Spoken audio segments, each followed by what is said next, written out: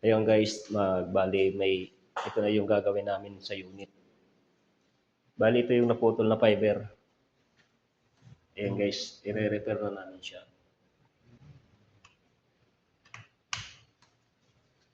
Bali, nag-renovate kasi dito, tapos yung gumawa, hindi siguro marunong. Ayan, tinanggal nila yung aming fiber, kaya ayan naputol. Kaya ayan, kailangan natin idugtong yan. Bali, ito yung machine na gagamitin natin pandugtong dyan. Ayan.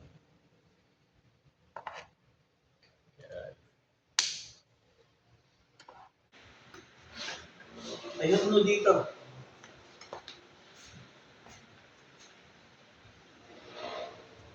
Anong sabi sa inyo kung na-message mo?